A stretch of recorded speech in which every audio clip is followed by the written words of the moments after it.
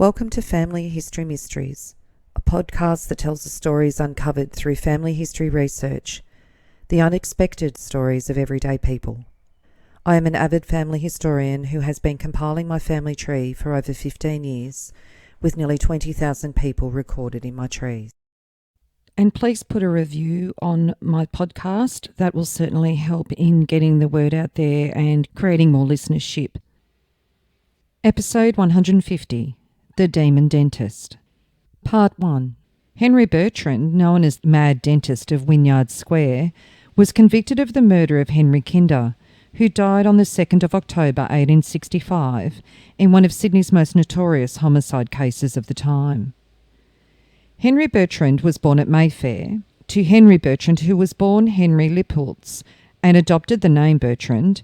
He was Jewish and from a family who had migrated from Holland and Belgium, and whose males were traditionally dentists.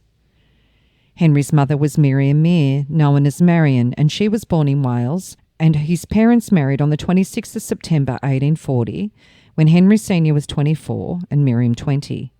In later life, Henry Jr. added the middle name Louis, probably as a disguised version of Lippoltz. At the time of the 1841 census, the family were living at Knightsbridge, close to St George's Hospital, where Henry Sr. was giving his name as Henry Buckland. Henry Sr. died aged only 31 in 1844. In 1851, Miriam appears as Marion Buckland, receiving an annuity and living with her 3 daughters and Henry. Henry's future career was, however, assured. His father's family practised on both sides of the Channel, including Belgium, and the boy became fluent in French. Marion Bertrand took her daughters to the gold rush in Melbourne and found top-rate husbands for her daughters and herself. Young Henry remained in London, Brussels and Paris, but in 1860 travelled steerage to Sydney. Henry's mother had married again, and her new husband and their 3 children had moved to Sydney. Marion's husband, Louis Escall, was advertising his Hunter Street dental practice in the Sydney Morning Herald. Henry arrived aged 19 and placed his own ad in 10 days after arriving, both in French and in English. And the ad in English says, Monsieur Bertrand, MRCSP, Surgeon Dentist to the Imperial Court of France, has now arrived in Sydney from the Rue Saint-Honore, Paris, and may be consulted daily at his residence, 28 Wynyard Square, from 10 till 4 o'clock. And then there is another ad alluding to the fact that he did work with his stepfather. Teeth, teeth, teeth. Discovery in dental surgery. Mr. H. Bertrand, late Escall, surgeon, dentist, 27 Hunter Street, continues to supply artificial teeth upon the new principles of self-adhesion and without extracting any teeth or stumps or giving any pain whatsoever, at the following charges: a single tooth from 10 shillings, a filling with Escall's patent white cement, 5 shillings. Toothache cured in an instant with Escall's odontalgic essence, priced at 2 shillings 6 pence per bottle. Hours of consultation 9 till 6 at 27 Hunter Street. In another ad, Henry even went further, calling himself Dentiste, a son, Emperor Napoleon III and Empress Eugenie. So in other words, that he had been a dentist for Napoleon and his wife. Within 18 months of arriving in Sydney, young Bertrand had taken over his stepfather's practice, as Louis Escall had been jailed for bankruptcy. After a couple of years of dentistry at the house in Wynyard Square, Henry found himself a wife, Jane King, and they were married in 1863 at the Scots Church. A daughter, Alice Mary, and a son, Henry Louis Bright, were born, Henry just 5 months before the event that would determine the futures of everyone involved. Henry Bertrand had a mistress, Ellen Kinder, the wife of Henry Kinder. Henry Kinder had emigrated from London to New Zealand and married Maria Ellen Wood, known as Ellen, in 1860. Kinder had an impeccable family background and had a good position in banking. The wedding was conducted by his brother, Reverend John Kinder, a painter, photographer and headmaster of Auckland Grammar School. Ellen and Henry had 2 children, and she began an affair with sheep farmer Francis Jackson, and Kinder afterwards hit the bottle. In 1864, he brought his family to Sydney, probably in an attempt to escape both Jackson and creditors, although Jackson did unsuccessfully pursue Ellen to Sydney. The Kinders rented Namaka Cottage at St Leonard's. Henry Kinder was 35 at this point. He was still a heavy drinker, and he was a teller at the City Bank, and he'd been in financial strife for 5 years. It wasn't long after they arrived in Sydney that Ellen sought attention from a dentist in Wynyard Square. The service quickly went beyond what normally was offered by one's dentist. They quickly began an affair, with the 25-year-old Bertrand imposing himself and his wife Jane and their 2 children into Kinder's lives, striking up a friendship with Mr. Kinder and making regular calls to their North Shore home over 10 months on the pretense of cards and suppers. But it would not only be the only visit that he would make to the home. Bertrand regularly forced his dental assistant, a young man known as Byrne, to row him across the harbour for midnight reconnaissance missions to spy on the couple. He reportedly went as far as breaking into their home to survey its layout as part of his master plan to dispose of Mr. Kinder. As his obsession intensified, his behaviour became increasingly erratic, so much so that Byrne, in fear of his own safety, had taken to secretly arming himself with an axe. Bertrand continued to force him to do his dirty work, dressing as a woman and accompanying Byrne as he visited a gun shop and negotiated the purchase of 2 pistols to use in the murder. He even bought a pig's head, which he kept in the surgery to practice his aim on. Bertrand and Ellen quickly became infatuated with each other, acting with complete disregard for their spouses and children. It was said that he fell in love, heavily in love with her, and she returned his affection, and they started an adulterous affair. This went on for a few months until it came clear to Bertrand that he needed her, he had to have her, and he wasn't prepared to share her with her husband any longer. His plan was to kill her husband and divorce his own wife Jane so that the 2 of them could be together. Henry concocted a plan to kill Henry Kinder and make it look like suicide, and he very nearly got away with it. The several attempts he made before succeeding indicate that this was a premeditated murder rather than a crime of passion, although Bertrand's attempt to disguise his identity while buying the pistol dressed in wife's clothing was clearly irrational. Bertrand, with his wife and child, were at the Kinder's house on the day of the murder. They drank together at Din's Hotel, and on returning home, Kinder sent the servant for some oysters. After travelling to the home several times with the intent to murder him, he finally found the courage to fire a single shot at Kinder's head as he sat on a chair in his home, in front of both his wife Jane and his lover. Bertrand appears to have attempted to stay the flow of the blood from the wound occasioned by the bullet. Late in the evening of the 2nd of October 1865, a doctor was called to treat a gunshot wound to Kinder's head, accepting Bertrand's statement that Kinder had shot himself. Bertrand said it had been occasioned when Kinder, in a drunken stupor, held a pistol to his own head in front of the Bertrands and it failed to kill him. That this could be the case was contradicted by the medical men by whom the post-mortem examination was made. They proved that the shot was fired from behind, upward, and therefore not by Kinder. A policeman who came to inquire about the shooting also took for granted that Bertrand's statement was true, even though Kinder distinctly said he never shot himself. Desperate to finish the job, Bertrand convinced the 2 women to poison Kinder, and it was his own wife, Maria, that allegedly fed him the poison that ended his life. The unfortunate victim lived a few days and, when apparently disposed to recovery, died very suddenly. The coroner assessed his death on the evidence of a past suicide attempt and ruled it non-suspicious. However, this was all in vain, as it brought him no closer to Maria Kinder. As soon as the event happened, she moved to her parents' home in Bathurst to preserve her reputation. Bertrand at least appeared to have gotten away with it at this point. From her parents' home in Bathurst, though, she wrote many long letters to Bertrand. Their nature is indicated by such extracts as, "A glimpse of you, O dearest, dearest, what would I not give to be taken to your heart, if only for a moment? Your love is food and nourishment to me."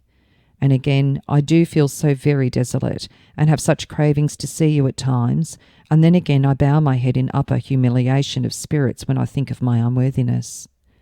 And later she wrote, "I shall be near you in a week. Oh, I shall go mad. It is too delicious to dream of." 2 months after the death of her husband, Ellen's former lover, Francis Jackson, turned up in Sydney, and he got wind of Bertrand's involvement and sent him a note demanding £20 for his silence, which is equal to around $2,000 today. Said a man named Jackson, who'd had an improper intimacy with Mrs. Kinder, became the upwinning instrument through whom the crime was brought home. Being at Maitland in destitute circumstances, he heard of Kinder's death and remembering some vague threats of Bertrand's against the deceased, he wrote a letter asking Bertrand for a sum of money to enable him to leave the colony, threatening, in the event of refusal, to disclose certain secrets respecting Kinder's death. Bertrand then showed what kind of a daring and quite heartless criminal he could be. He took that letter to the police and said, "Look, this man is attempting to blackmail me and smirch my reputation," and they charged Jackson. So Francis Jackson actually went through the Water Police Court, was put on trial for attempted blackmail. So on the 16th of October 1865 at the Water Police Court, it says, Francis Arthur Jackson, 31, was brought before the court by Senior Constable Hackett, who last evening received him into custody at the Darlinghurst Police Station from the Maitland Police, having been escorted to Sydney from the bench at Maitland under remand warrant, in which he was charged with having on the 10th sent a threatening letter with a view to extort money from Henry Louis Bertrand. Remanded until Tuesday, bail allowed £80 and 2 sureties of £40 each. Bertrand noted in his diary that he kept to communicate with Maria Kinder that "I am satisfied thus once more I perish my enemies," after Jackson was handed a 12-month jail sentence. And so he may have, if it wasn't for his own boastings that he murdered Kinder. Bertrand became nervous and depressed, muttering incoherently and acting as if insane. He also told his sister, Mrs. Kerr, that he had shot Kinder, and he also intended to get rid of his own wife, whom he apparently made attempts to poison, judging from the strange stupors which assailed her after drinks given by him. At the house of Mrs. Robinson one evening, he uttered wild exclamations, suggesting that he forced Mrs. Kinder to give poison to her husband. Again, he told his sister that his wife had mixed the poison. On several occasions he told Mrs. Robinson that he shot Kinder, and she at length became terrified, whereupon he threatened to kill her. This was the beginning of the end, and she sought police protection. His sister disclosed what she knew, and link by link, a chain of the most damnatory evidence was obtained by Detective Elliot, and he, being unable to find sureties to keep the peace, was sentenced to 14 days' imprisonment. While incarcerated, inquiries began set afoot, and Kinder's body was exhumed, and it was found to contain poison. At this time he was getting shaky. He was beginning to see the ghost of Kinder, and when he saw jam on the table he talked of blood. At the house of Mr. Jeffreys in the North Shore he threatened to raise the ghost of Kinder. He pretended to be the devil and make strange noises. When he got home that night he went out to get a lobster wearing Mrs. Robertson's leghorn hat. At Mrs. Robertson's house he threatened to murder her with a butcher's steel, and it was on this charge that he was first arrested by Detective Elliot, and as he was serving his 14 days' imprisonment, he was sentenced on a murder charge. So the case was reopened, and Henry and Jane Bernard were charged with murder, and Ellen charged with being an accessory. Bertrand's secret diary and evidence from his sister Harriet Kerr, to whom Bertrand had boasted about getting away with the murder, sealed his prosecution. The trial aroused the people to a storm of indignation against Bertrand and Mrs. Kinder, and they became objects of demonstrations of hate. However, the cases against the women were dismissed quickly. Mrs. Bertrand's, as she could not give evidence against her husband, and Mrs. Kinder due to lack of evidence. But it caused a sensation throughout Australia and across the Tasman, where Kinder's family still lived. It was even alleged that Bertrand had intimidated his wife Jane into sharing their bed with Ellen, causing as much outrage as the murder itself. It was said that Bertrand had several uncles who'd been committed to asylums, and there was much speculation that Bertrand too was mad. It was very salacious. There were stories about mesmerism and how he could control people and make them do his will through his mesmeric powers. Not only the details of the affair, but the cruel treatment of his own wife was exposed in the trial, showing a history of dreadful domestic violence, beatings, whippings, control and humiliation, in Bertrand inviting Mrs. Kinder to live in their home. Jane's family had disowned her when she married him. She had 2 young children and she really had nowhere else to go. There was a lot of sympathy for her and for what she endured. Bertrand pleaded not guilty, and as the case closed, the jury retired at 1 o'clock, and at 5 o'clock they announced that they were not likely to agree. His Honour then told them that he supposed that there was an agreement on the part of the jury as to the fact that the death of Kinder had taken place from one of the 2 causes assigned, then it was for them to consider whether it was or was not one of the 2 persons present who caused that death. If they should agree, That it was one of these two persons that had caused the man's death, let it be seen from a careful consideration of all the circumstances, as disclosed in evidence, which of these two it was whose antecedent courses of action had been such as appeared to lead to the conclusion that he or she was the guilty party. At 6 o'clock the jury was locked up for the night. On the Saturday, shortly after 10 a.m, the jury were brought into the court and the foreman stated that there was no chance of them coming to an agreement. After some demur on the part of the Attorney-General, His Honour discharged the jury and the prisoner was remanded until the following Thursday, when a second trial commenced, and it lasted until the Friday evening. The jury retired at 6 o'clock and after an absence of 2 hours, returned a verdict of guilty. When asked if he had anything to say why sentence of death should not be passed upon him, Bertrand protested his innocence and pointed out several minor matters that had not been urged in his defence, and complained of not having the benefit of the evidence of Mrs. Kinder and others, and declared his sister had perjured herself, and concluded by expressing his disregard of life and that his only object was to do injustice to his family. His Honour expressed a disregard of his protestations, condemned his language respecting his sister, and referred to a statement that had been made by his wife in which she detailed the mode in which the crime was accomplished. The prisoner was then sentenced to death and was informed that there was no hope of mercy on death. A sickly smile passed over Bertrand's face in obedience to the law's command. He said he was being taken to the place from whence he came. He has since written a lengthy statement to the executive, impugning the conduct of the judge and the correctness of the verdict, and an effort has been made by his counsel to obtain a writ of error, but without avail. The Governor and Council has decided that the law shall take its own course, and a warrant has been received by the Sheriff fixing the date of Bertrand's execution on the morning of the 19th of March. However, controversially, an appeal by his lawyer Julian Solomons succeeded in having the death sentence commuted to life in prison.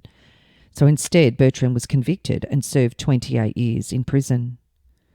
The Illustrated Sydney News on the 16th of December 1865 says, "A case more atrocious, more unreal, and more disgusting in its horrible details than any before recorded in the annals of crime." Not long after the trial, Madame Sohi's Waxworks Exhibitions in 222 Pitt Street has just added a faithful likeness of Mr. and Mrs. Kinder and Bertrand. In the Goulburn Herald and Chronicle, New South Wales, on the 28th of February 1866, conviction and sentence of Bertrand. The trial of Henry Louis Bertrand for the murder of Henry Kinder at the North Shore was concluded in the Central Criminal Court on Friday. The following is the conclusion of the trial. Mr. Daly spoke for 3 hours on behalf of the prisoner. He referred to the peculiar disadvantages under which the defence had to be made, the prejudice to which to be contended against, and the more than usual warmth with which the prosecution was conducted. The basis of the defence was the unreliability of the prisoner's statements, oral and documentary, on the ground of his half-insane and extravagant character, the absence of witnesses who might have been called to prove what actually occurred at the time the shot was discharged, and the existence of the facts to show that the prisoner took steps tending to save Kinder's life.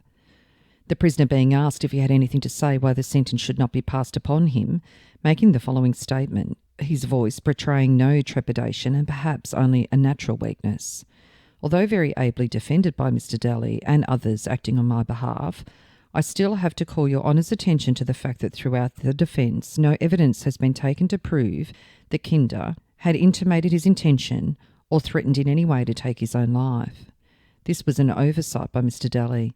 Witnesses might have been brought to prove that Kinder, shortly before his death, threatened to shoot or drown himself and stated that he had firearms, powder and shot in the house with which he intended to use. He was in such a state of mind from nervous depression that he had to leave the bank. I have lent him money until I told him I could do no more for him. He was in such difficulty that nothing in his house belonged to him. This letter from New Zealand pressed heavily upon him, and I have witnesses who could prove not only that the letter was given into my hands, but that it came from New Zealand, and it is quite sufficient to upset the mind of a man labouring under his embarrassments. Neither Mrs. Kinder nor my wife were called, although they could have proved my innocence. A certain amount of intelligence and ability is imputed to me, and yet it is assumed that I would entrust such a terrible secret to women who are known not to be in the habit of keeping secrets. If I could have poisoned him, why should I have shot him? Then, as to the statements I made, I was in the habit of hearing jokes and joining in them very freely, with a great deal of nonsense about the time of prosecuting Jackson as to shooting men and running away with their wives. It was in jest that I told my sister what she'd stated. But a kind of fatalities, circumstances have been brought together that make it almost evident that I'm guilty. If I made confessions and my conscience pricked me, yet I denied them directly afterwards. I have been fairly and impartially tried, but I do complain that the Crown seemed to be more intent upon taking my life than was warranted to satisfy the ends of justice. If I die, I am murdered, and in spite of the decision of the 12 men who have given this verdict, I defy the world to say that there has been a murder. I do not care for life. All I am now interested in is to vindicate myself in justice to my family. I have been unkind to my wife, maddened as I was by love for this woman, and she never seemed satisfied with a mention of my passion. I wrote that diary not intending it for the eyes of anybody but herself, and to gratify that romantic feeling which seemed to be returned by her. The facts I mention can be proved. It is not the end of justice to take the life of an innocent man. Its object must be to satisfy society by acting upon the established truth of facts, either of innocence or guilt. I was in the habit of leading a loose, wild life, and now because of it there is imputed me a crime which was never thought before Jackson alluded to it in his letter. We too have discussed a marriage with Mrs. Kinder, 2 men of like character. He said it was not impossible for him to marry her, but that it was for me. Mrs. Kinder attributed her husband's suicide to jealousy of me, so that although I am not actually his murderer, I was the instrument of his death. This pricked my conscience. Then I strove night and day to tear myself from the fascination which seemed to beset me, to repeat of what I had done, and endeavoured to be a better man. This may be ridiculed after what has transpired. It seems to be my fate, and I am content to die. It is not death I fear, but I desire justice. The evidence on the inquest was given truthfully. On my honour as I stand here, I did not wish to expose Mrs. Kinder.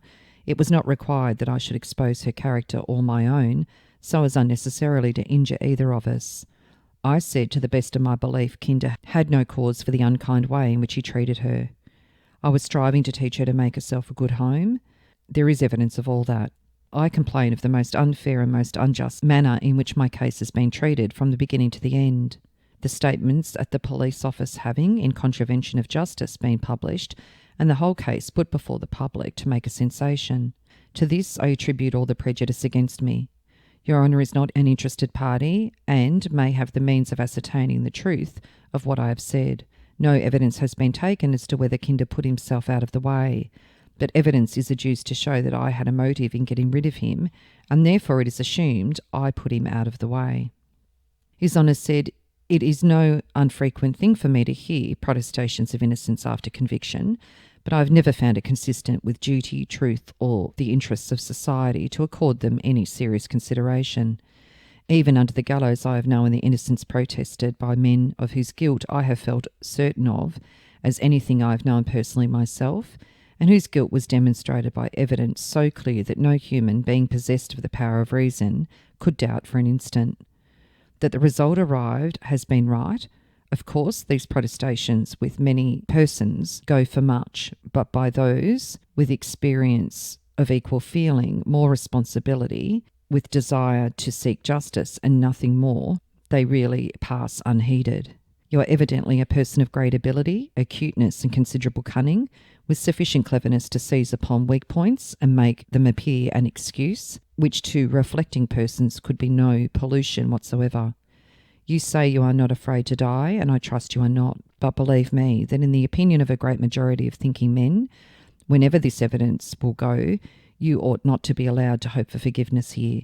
You say you desire only to clear your character for the sake of your wife and children. Can it be possible that any human being that has heard what has passed at this trial, who has read the diary, who knows your intercourse with that abandoned woman, supposes that you attempted to clear your character for the sake of your wife and children? How can you, who in the same breath utter a falsehood, be believed in this? The jury having pronounced their verdict, I am now at the liberty to look at other matters I did not think proper to refer to before. I was informed that Mrs. Kinder might possibly have been tried upon evidence to be given by your wife. Upon inquiry I then made, I found that she had indeed given some information that she was stated to have given to your own sister in a confession, but having been permitted to see you, I believe she receded from it. The prisoner said, I have never seen my wife since I have been in jail. Then it may be possible she has not receded from it. I shall feel myself called upon after your address to lay before the public that statement. If she was not called as a witness, you must, with the intelligence you possess, have known that she could not be called. She has made a statement which, unless your sister is perjured, positively confirms the verdict of the jury. The prisoner said, my sister is perjured. The judge said, then the case displays unparalleled wickedness, but this in deepest indie, that a sister for no object of her own should falsely state that your own wife admitted to her that you had shot Kinder. She may have some remains of affection for your children and even for the character of their father, but I can doubt that your sister spoke the truth when she said she heard this extraordinary statement from you. I do not believe you are an insane man, but a perfectly sane man would never have made the declarations you have made, and I thoroughly believe your sister when she related this. I said to his wife, good God, has Henry really shot him? And she answered, yes, he has. Her details too are quite consistent with my idea of the mode in which the deed was done. Can anyone doubt the guilt when a man is accused by wife and sister and their statement sustains and accords with all the probabilities of the case? I hear your declaration with sorrow and with pain, but I place not the slightest dependency upon it. I have a greater responsibility than the jury, and I declare to you now before God, I believe you thoroughly guilty, and I have no more doubt of that than you are before me at this moment. When I first heard the case, I did entertain doubts, and I have lain awake hours thinking over the various points involved, and determined if those doubts were not removed not to try you again. But now I have not the slightest doubt of your guilt, and I believe I can demonstrate to any man that you are guilty. I think it utterly impossible for a rational person to believe that a man shot himself. You say that he had intentions. I have had great experiences in criminal trials extending 32 years, and have tried perhaps more cases than any judge in any country, and I have never known a case clearer than your own. Nor have I ever known a case in which a man who was really determined to kill himself talking about it to his friends. If a man talks of committing suicide, it is almost proof that he never intends to take his life. Is there the slightest possibility that without any temptation, and with his pipe in his mouth, having only half an hour before been playing with his child, and just bought oysters for his wife and given them to the servants to prepare for supper, this unfortunate man should, no pistol having been seen in his possession about that time, go into the drawing-room in your presence, in the presence of your wife and his own, and commit a bungling attempt at suicide like that described by you? No person ever heard of such a thing in the annals of crime. He might have been embarrassed and addicted to drinking. Had he not been a drunkard, his wife probably would not have been seduced by Jackson, and you would have not debauched her. If drink did not give the temptation to crime by him, it afforded opportunities for crime in others. All the records of crime courts show repeated instances of crime being committed through the agency of drunkenness, the victim being a drunkard and affording opportunities for crime against himself. I do not think that Kinder was drunk on that day, but whether drunk or sober, it is inconceivable that he could have intended to take his own life in that bungling, stupid, incredible manner. Then I find you had every temptation and every motive for destroying him. You were madly in love with this woman, with a passion eating into your vitals, and you would have committed any crime to have her as your own. Half mad I believe you to be, for you never have talked as you did unless there was a partial disturbance of your mind. Wild, eccentric, strange, to an utterly unprecedented degree, your mind was overshadowed by the influence this unhappy woman had acquired over you. I heard you say that at the time of writing to her the impassioned sentences, burning with love, you had no other intent than to satisfy the cravings of your romantic feelings. Why, you admit you wrote them as a deep and abandoned hypocrite. I do not believe it. I believe that, maddened by the passion of your attachment to her, you did this terrible deed, and your statements previous were to be accounted for the idea that in saying his death was likely to occur when it eventually took place, you as his friend would not be looked upon with suspicion. I do not make any excuses for Jackson. His conduct was extremely bad, but I feel some sympathy for him, believing that he spoke the truth. I think he deserves punishment. I am satisfied he believed what he said, that you did to him utter dark, mysterious, dangerous hints, and used expressions justifying him in the belief that you intended to commit the murder, and therefore I think the man should be pardoned. He has had sufficient punishment for writing that imprudent letter. A prudent man would say, I cannot prove the case against this cunning person, and it will only involve me in ruin. But I know what has taken place. It is horrible, and I will go to the police and let them take what steps they choose. Yet being in distress and trouble, he said he would be silent if you gave him £20, with which probably he would have gone to New Zealand at once and nothing would have been heard from him. It was grossly wrong to barter away the interests of justice in that manner, but he did not demand money for threatening to accuse you of crimes without having grounds for believing you committed it. You allude to what you call a prejudice against you, yet you must see that it arises in the abhorrence of your proved crimes and what is almost universal feeling of the country, and this verdict will, I believe, be received with perfect approval. On this trial there have been adduced 2 points making the case stronger than before. I am not surprised the previous jury should entertain doubts. Now I think there would scarcely be a discontent voice against a verdict of guilty. Nothing can pain a judge so much as the assumption that a verdict is unjust. I believe you to be guilty, and I shall feel deeper pain than I express if I thought there were anything wrong in the verdict, because I am satisfied you will suffer death. I am sure you deserve the verdict, and I am certain in my mind that it is true. And when you talk about idle words and complain of being spoken of as a fiend, surely when one reads your journal, hears what it is said by your sister, by Mrs. Robertson, by Byrne, by Bell House, and knows why you invited the man to your house, all their testimony uniting and tending the same way, you cannot but be regarded as a fiend. You are not a human being in feeling. I can speak of you with compassion because I do not think you are fully possessed of the mind that God has been pleased to give all of us. On that account alone, I feel some sympathy. It is distressing and sad that any father of a family, a man that might be useful in his generation, should die on a scaffold for a crime that makes human nature shudder. The sentence is that you can be taken hence to the place where you came, and thence on a day to be named by the governor in council, to the place of execution, and at that place be hanged till your body be dead. If you are to find mercy, as I hope you will, seek it elsewhere, but from no human tribunal. The prisoner asked if he might be permitted to see his wife.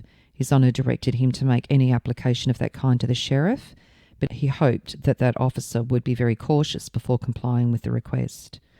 The prisoner, up to this time of his removal from the dock, maintained his self-composure.